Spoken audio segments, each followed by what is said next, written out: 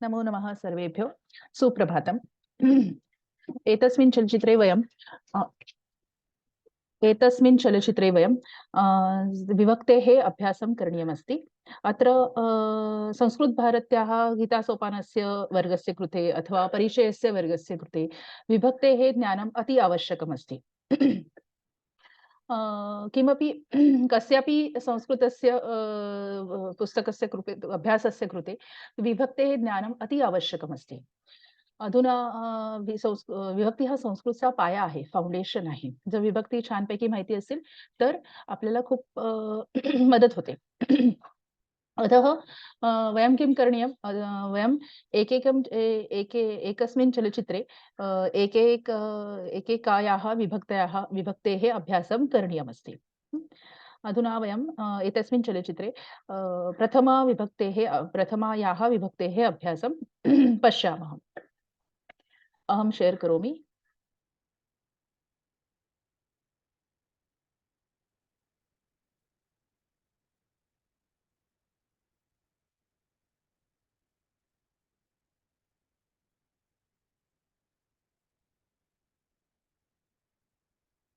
अ, म्हणजे विभक्ती समजण्यासाठी पहिले कारक समजणं खूप गरजेचं आहे. आता कारक म्हणजे काय? हं. तर सामान्य हे आहे, की जेव्हा आपण एखादा राम शब्द, देव शब्द चालवतो, आकारांत पुल्लिंगी शब्द देव किंवा राम, तर त्याचं तुम्ही बघता देवः, देवो, देवाः, प्रथमा, देवं, देवो, देवान्, द्वितीया अशा प्रकारे प्रथमा, द्वितीया, तृतीया, चतुर्थी, पंचमी, षष्ठी, सप्तमी आणि संबोधन.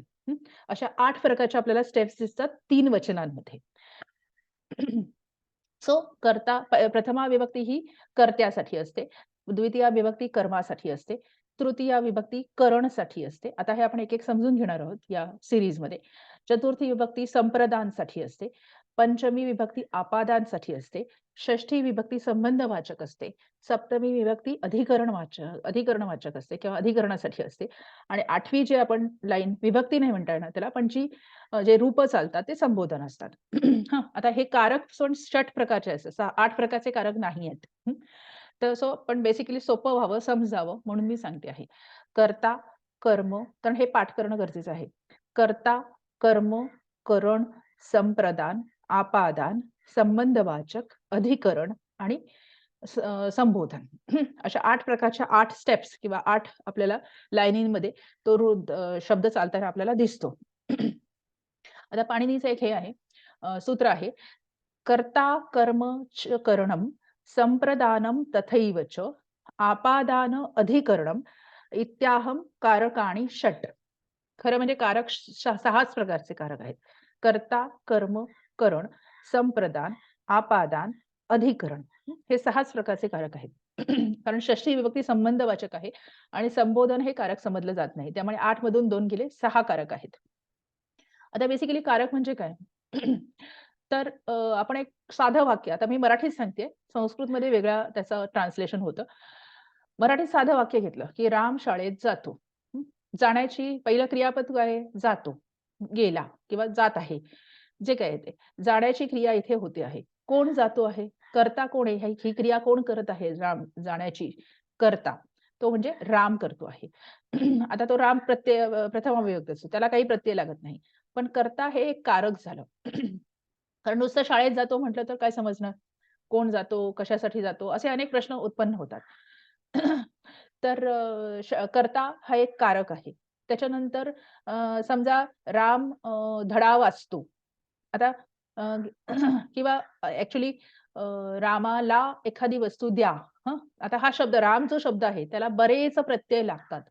मराठीमध्ये पण लागतात, संस्कृतमध्ये पण लागतात. त्याला बरेच प्रत्यय लागतात, की राम शाळेत जातो. रामाला पुस्तक द्या किंवा रामासाठी तप करा. रामाने तप केले किंवा रामापासून ज्ञान घ्या किंवा रामाची भार्या सीता. त्याच्यानंतर मध्ये माझी भक्ती आहे. हे राम मला वाचव. आता हा राम शब्द जो चालला रामाने किंवा रामासाठी, रामापासून, रामाची. आता हा असा शब्द जो चालतो म्हणजेच त्याला तो कारकांमध्ये तो संयुक्त होतो आणि तो पुढे शब्दप्रयोग त्याचा करता येतो. म्हणून कारक ही गोष्ट अशी आहे, की ज्याच्यामध्ये शब्द चालवावा लागतो आणि त्याच्यामुळे त्या शब्दाला अर्थ प्राप्त होतो. आता राम तप किंवा राम पुस्तक अ, किंवा राम पुस्तक दे किंवा रामासाठी पुस्तक दे. हे वाक्य जास्त योग्य वाटतं चतुर्थीचं किंवा राम ज्ञान मिळाले. असं वाक्य मी केलं तर पंचमीचं, की राम फक्त मी रामच वापरलं. राम ज्ञान मिळाले. हे वाक्य बरोबर नाही वाटत. कारण मी तिथे कारक वापरलेला नाहीये. ओके. कारण पंचमीचा कारक मला तिथे वापरावं लागेल, की रामापासून मला ज्ञान मिळाले. मी राम मला ज्ञान मिळाले, असं म्हटलं तर कसं चालेल? अर्धवट वाक्य वाटतं वाक्य. सो रामापासून किंवा रामाकडून मला ज्ञान मिळाले. हे वाक्य छान वाटतं ऐकायला किंवा अर्थपूर्ण वाटतं. त्यामुळे कारक ही गोष्ट अशी आहे, की आता उदाहरणार्थ दुसरं वाक्य सोपं सांगते. अ, आपण म्हणतो रामाची भार्या सीता. राम भार्या सीता असं म्हटलं तर कसं चालेल? तो ची शब्द किंवा तो ची प्रत्यय त्याला लावावा लागेल. रामा राम माझी भक्ती आहे. अ, अ, अर्थपूर्ण वाक्य आहे. रामामध्ये माझी भक्ती आहे. बरोबर? त्यामुळे मध्ये हा प्रत्यय लावावा लागला. त्याला त्या सप्तमी कारकामध्ये त्याला बसवावं लागलं. त्यामुळे कारक ही गोष्ट अशी आहे, की शब्द कुठलाही शब्द पुल्लिंगी, स्त्रीलिंगी, नपुंसकलिंगी त्या कारकामध्ये जेव्हा बसवला जातो किंवा त्याच्यासह त्याचं प्रयोजन केलं जातं, तेव्हा त्याला अर्थ प्राप्त होतो. त्यामुळे कारक म्हणजे म्हणून त्याला कारक असं म्हणतात. अ, कारण त्या अर्थपूर्ण किंवा त्याला काहीतरी त्याला त्याची कृती घडून येते. म्हणून त्याला कारक असं म्हणतात, की जे वापरल्यामुळे त्या शब्दाला कारकत्व येतं. म्हणजे तो शब्द काहीतरी कृती करू शकतो. म्हणून त्याला कारक असं म्हणतात. तर आता आपण साधारणतः मराठीत बघूया. इथे मराठीमध्ये मी प्रत्यय दिलेले आहेत हां. हे प्रत्यय संस्कृतमध्ये लागत नाहीत हां. डिस्क्लेमर कारण हे फार महत्वाचं आहे. आणि असे आपण संस्कृतच्या विभक्ती बघणार आहोत पुढे. प्रथम म्हणजे मराठीच्या विभक्ती आणि संस्कृतच्या विभक्ती थोड्या वेगळ्या आहेत. पण सोपं जावं म्हणून मी सांगते आहे. आता प्रथमा विभक्ती आपण इथे बघितली, की कर्त्यासाठी असते. त्याला काहीही प्रत्यय लागत नाहीत. द्वितीया विभक्ती ही म्हणजे कर्म म्हणजे तो शब्द जेव्हा कर्मासाठी वापरायचा असतो, तेव्हा त्याला त्याची द्वितीया विभक्ती करायची असते. तो शब्द जो कोणी देव असेल, राम असेल किंवा शब्द असेल, तो जर कर्ण ह्याच्यात म्हणजे कारकात वापरायचा असेल, तर त्याची तृतीया विभक्ती करावी लागते. संप्रदान कारकासाठी वापरायचं असेल, तर चतुर्थी करावी लागते. आपादानसाठी वापरायचं असेल, तर पंचमी करावी लागते. संबंध वाचक कारक वापरायचा असेल, तर त्याची शब्दाची षष्ठी करावी लागते.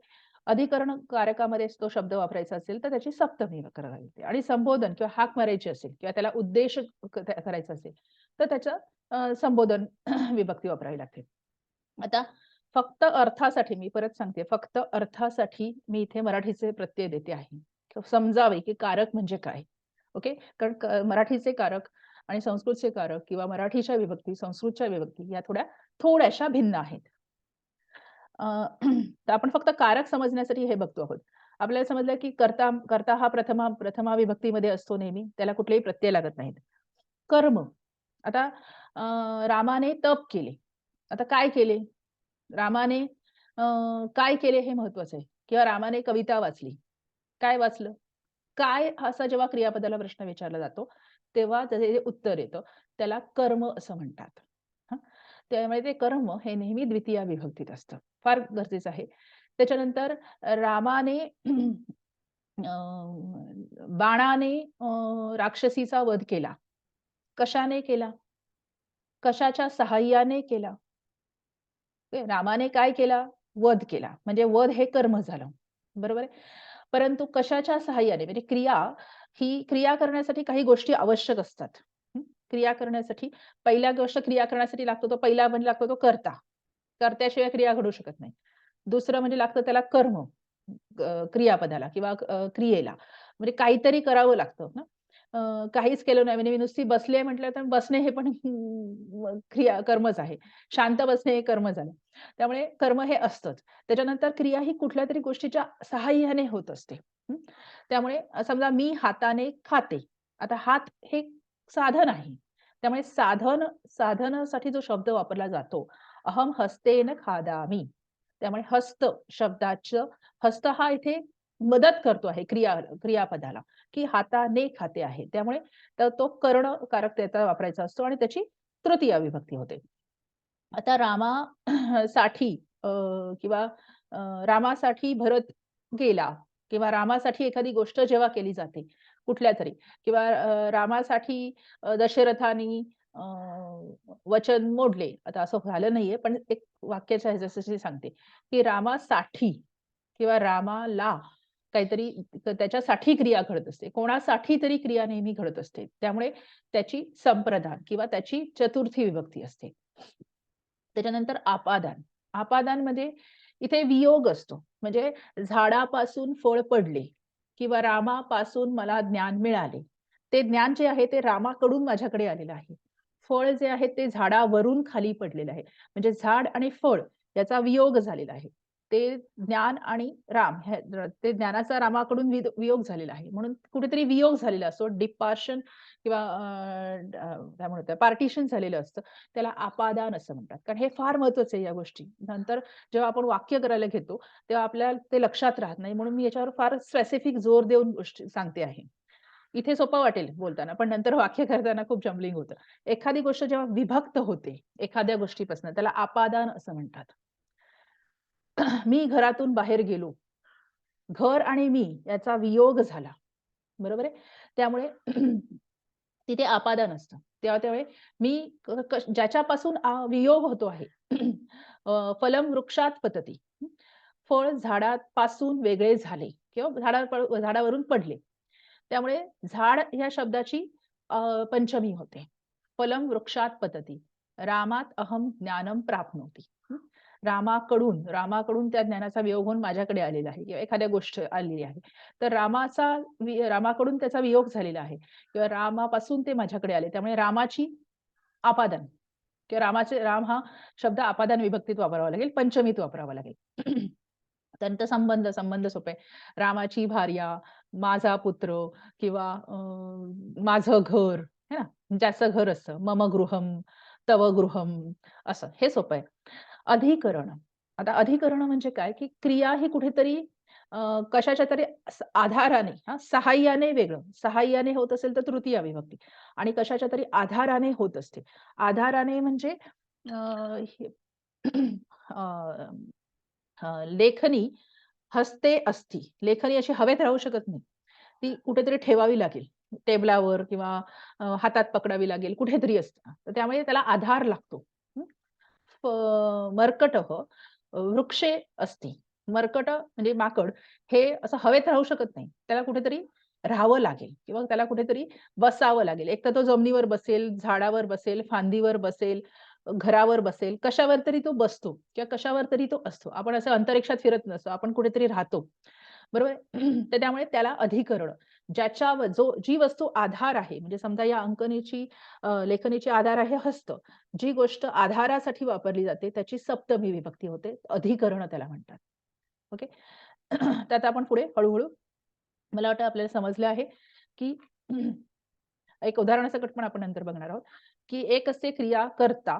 कर्ता क्रिया करतो आणि कर्ता कर्माच्या सहाय्य म्हणजे कर्म काहीतरी म्हणजे क्रिया करतो म्हणजे काहीतरी घडत असतं. त्यामुळे कर्ता कर्म करत असतो. त्याच्यानंतर तो कुठल्यातरी गोष्टीच्या सहाय्याने करत असतो. त्याला करण असं म्हणतात. कोणासाठी तरी ती क्रिया तो कर्ता करत असतो. त्या करणाऱ्यासाठी संप्रदान असतं. त्याच्यानंतर कोणाकडून तरी काहीतरी गोष्टीचा वियोग होत असतो. त्यामुळे त्याला अपादान असं म्हणतात आणि काही जिथे संबंध असतो, कोणाचं काही कोणाशी काही आहे तर तिथे संबंध षष्ठी वापरली जाते. क वस्तू किंवा कुठलीही गोष्ट कशाच्या किंवा क्रिया ही कोणाच्या तरी आधाराने घडत असते. कशाच्या तरी आधाराने. अहम गृहे पठामी. मी अभ्यास करते आहे. कुठे अभ्यास करते हे? अंतरिक्षात तर अभ्यास करत नाहीये मी. बरोबर आहे? तर त्यामुळे मी कुठे अभ्यास करते आहे? मी गृहे करते आहे. मी उद्यानात अभ्यास करते आहे. उद्याने, गृहे, कार्यालये कुठेतरी. म्हणजे जो गोष्ट आधारासाठी वापरली आहे तिची सप्तमी होते, अधिकरण होतं. आणि संबोधन तर माहिती आहे. हे आर्ये, हे मन्ये, हे देव, हे माला हाक मारण्यासाठी किंवा त्याला उद्देशून केलेलं असतं. आपण पुढे जाऊया. उदाहरण आपल्याला समजेल.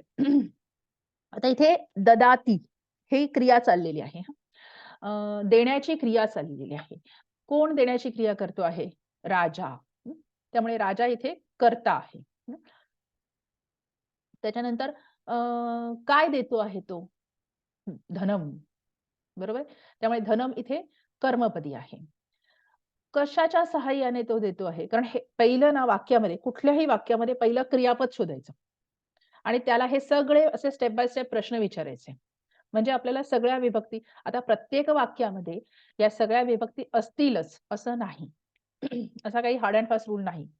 एखाद्या विभक्तीमध्ये एखाद्या वाक्यामध्ये एखादीच विभक्ती असते किंवा 2-3 विभक्ती असतात.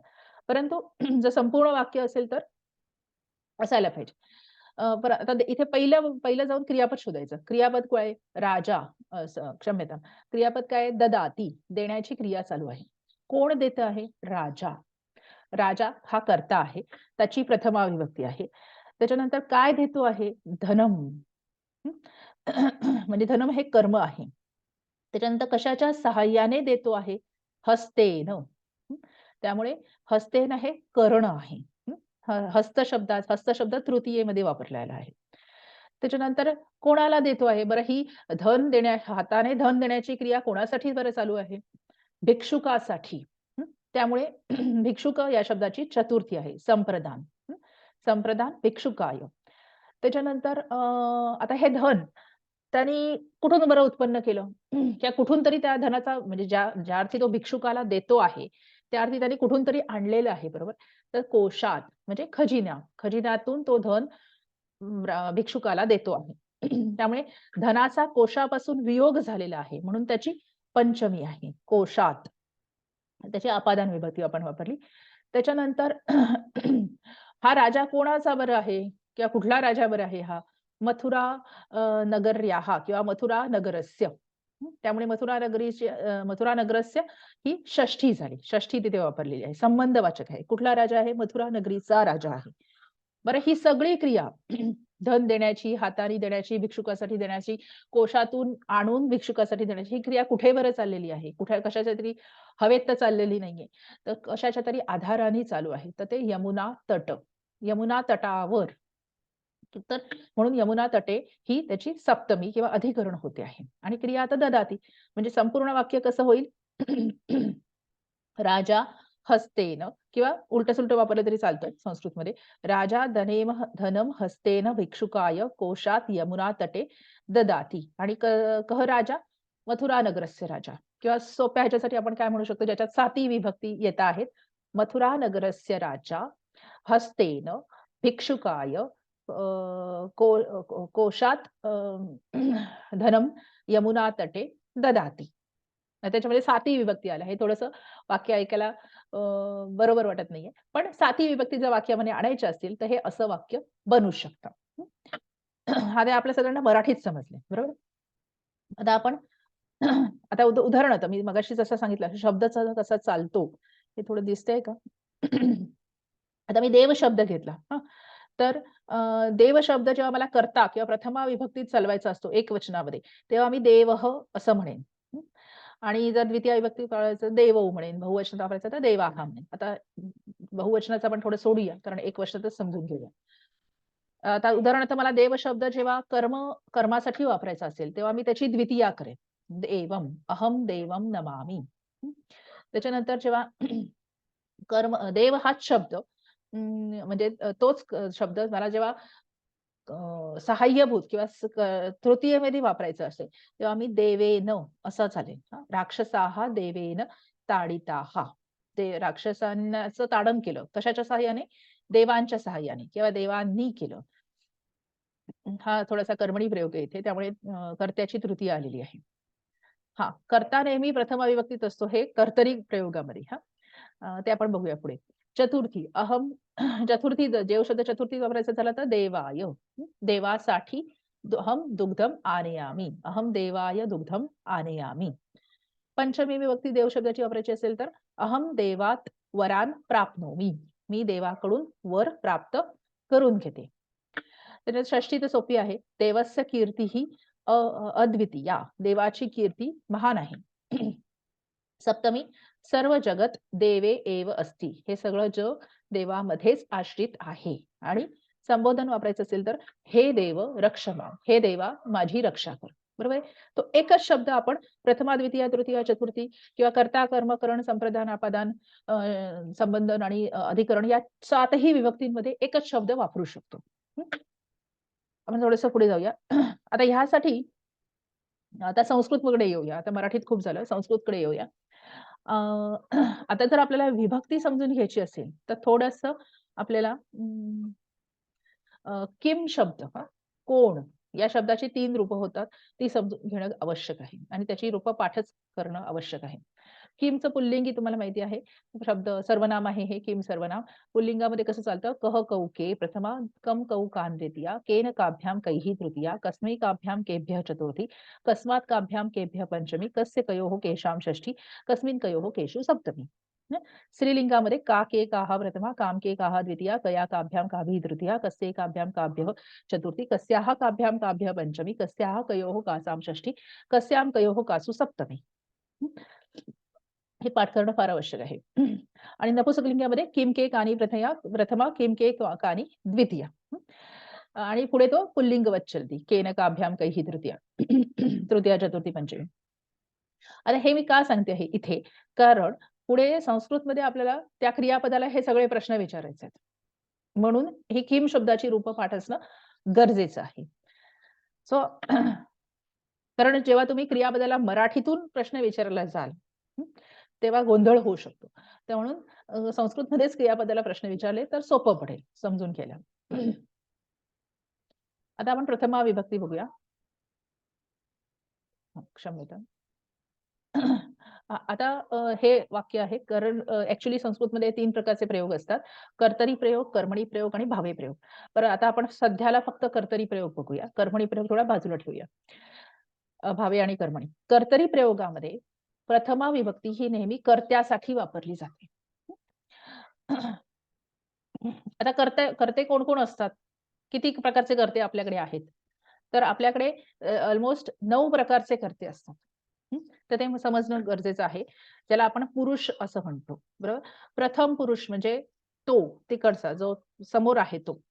सह, तौ, ते किंवा सा, ते, ताहा स्त्रीलिंगामध्ये किंवा तत्ते, तानी नपुंसकलिंगामध्ये. तसे असंख्य कर्ते होऊ शकतात. परंतु कर्त्याचे प्रकार किती असतात? तर सह, तौ, ते. हं. सह म्हणजे तो मुलगा, तो एक मुलगा. तौ म्हणजे ती 2 मुलं आणि ते बालकाः किंवा ती ती खूप म्हणजे 4-5 मुलं. असे 3 प्रकारचे कर्ते झाले. प्रथम पुरुषात एकवचन, द्विवचन आणि बहुवचन. त्याच्यानंतर मध्यम पुरुषामध्ये मध्यम पुरुष म्हणजे आपल्या समोर जो बसलेला आहे. तू आपण त्याला म्हणतो ते. त्वं, युवां, यूयं. तू एकटा, तुम्ही दोघे आणि तुम्ही सर्व. ओके. असे पुढचे 3 प्रकारचे कर्ते झाले. आणि उत्तम पुरुष मी पण एक कर्ता आहे. अहं, आवां, वयं. मी एकटा किंवा मी एकटी, आम्ही दोघे आणि आम्ही सर्व असं. असे 9 प्रकारचे कर्ते आपल्याकडे असतात. हं. सह, तौ, ते प्रथम पुरुषामध्ये, त्वं, युवां, यूयं मध्यम पुरुषामध्ये आणि अहं, आवां, वयं उत्तम पुरुषामध्ये. असे 9 प्रकारचे म्हणते मी. 9 कर्ते नसतात, 9 प्रकारचे कर्ते असतात. असंख्य कर्ते होऊ शकतात. आता हे कर्ते काय करतात? हे क्रिया करतात काहीतरी. सह पठती, त्वं पठती, त्वं पठसी, लट लकारामध्ये. अहं पठामि. ओके. काय पठणाची क्रिया चालू आहे. ते हे कर्ते करतात. त्यामुळे यः क्रिया करोती, सह कर्ता. क्रिया ही अशी हवेत घडत नसते. त्या क्रियेला कर्ता हा लागतोच. कोणी ना कोणीतरी ती क्रिया करतच असतं. त्यामुळे जो क्रिया करतो, तो कर्ता असतो. आता जिथे पण जे पण वाक्य आपल्याला दिसेल, त्याच्यामध्ये पहिला क्रियापद शोधून काढायचं, की या वाक्यामध्ये क्रियापद कुठलं आहे?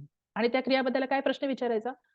कः करोती किंवा का करोती? म्हणून मगाशी किम शब्द तुम्हाला विचारला. आता हे बघायचं की क्रियापद कुठे आहे? एकवचनात आहे, द्विवचनात आहे का बहुवचनात आहे?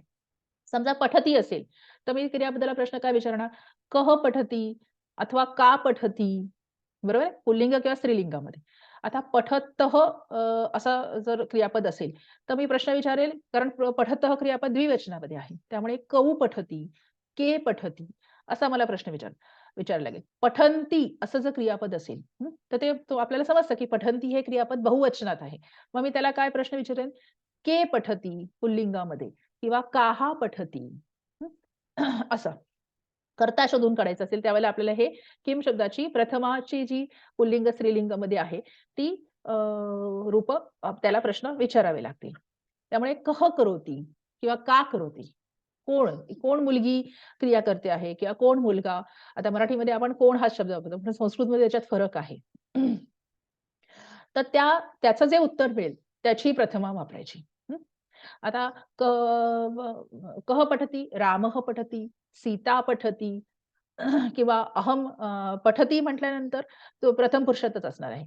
जर आता असं असं असं क्रियापद असेल, की प पठ पठसी किंवा पठथ तर त्याचा शोधून काढायचं, की तो मध्यम पुरुष बहुवचनात आहे किंवा मध्यम पुरुष एकवचनात आहे. मग त्याचा तो प्रश्न त्याला विचारायचा. किंवा पठामी असेल किंवा पठामह असेल. मी वहामह. तर म्हणजे पठामह म्हणजे उत्तम पुरुष बहुवचनात आहे तो.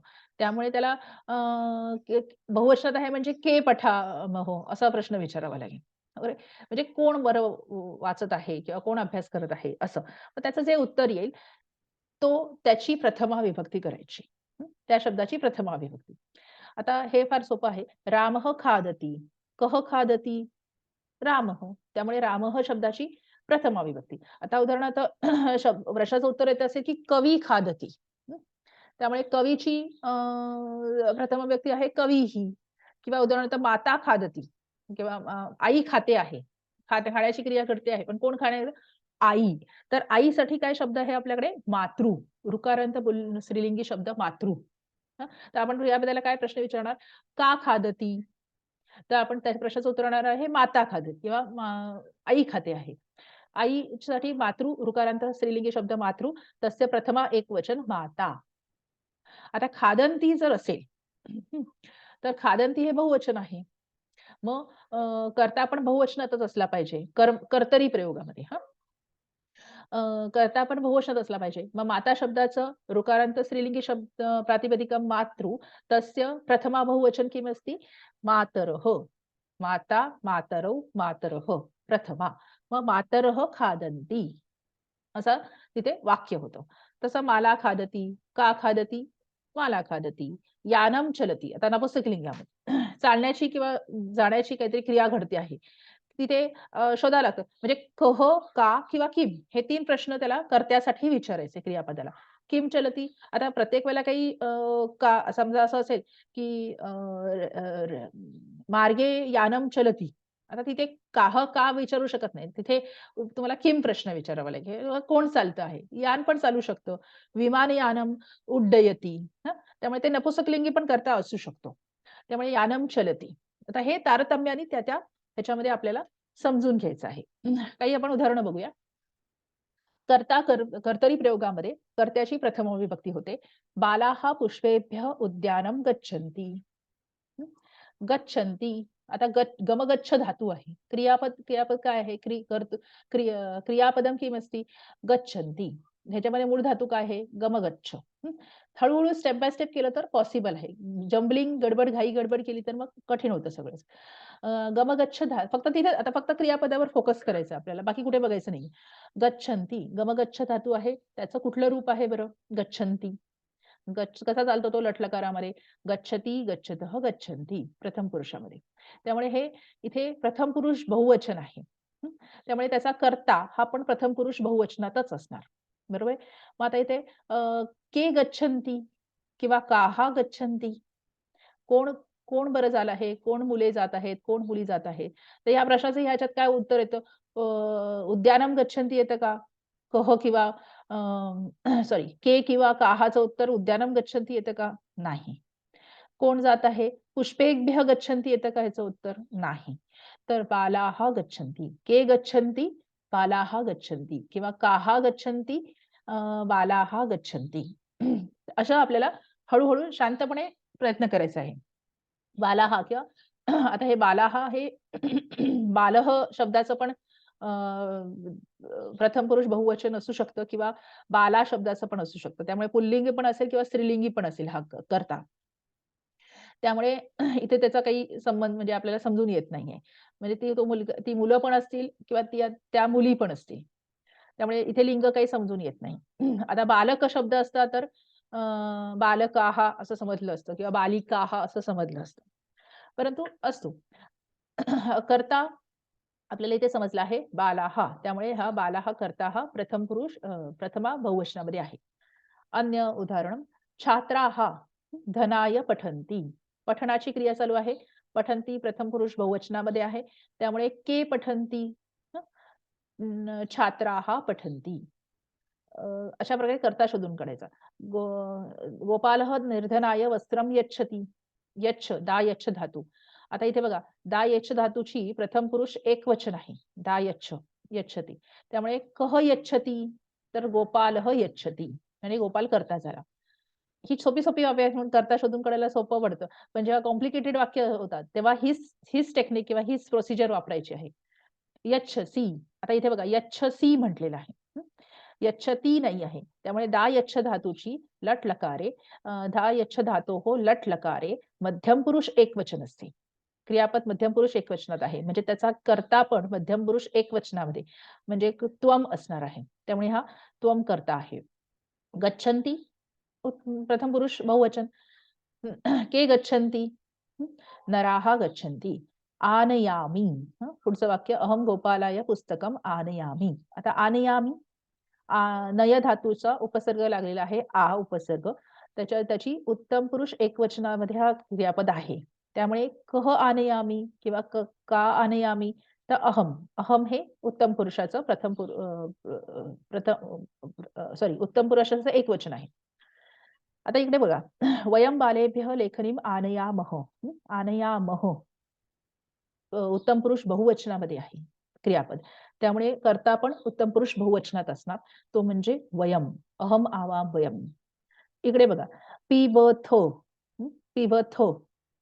आता पिबथ म्हणजे मध्यम पुरुष बहुवचनामध्ये आहे हे. त्यामुळे त्याचा कर्ता आपण यूयम. कह पिबत कह नाही बहुवचन नाही. त्यामुळे के पिबत किंवा काहा पिबत तर यूयम. तुम्ही सगळे दूध पिता आहात असं. वृक्षाः परोपकाराय फलन्ति. हे सोपं आहे. प्रथम पुरुष बहुवचन. के फलन्ति, काः फलन्ति, वृक्षाः फलन्ति. गच्छन्ति मनुष्याः घृताय ग्रामं गच्छन्ति. प्रथम पुरुष बहुवचन. त्याचा कर्ता आहे के गच्छन्ति, काः गच्छन्ति, मनुष्याः गच्छन्ति. आता इथे सगळे हे करते हे पुल्लिंगामध्येच आहेत. पण ह्याच्यामध्ये स्त्रीलिंगामध्ये पण करते वापरता येऊ शकतात. अशा प्रकारे आपण प्रथमा विभक्ती ही कंप्लीट केलेली आहे. अहं स्टॉप शेअर करोमि.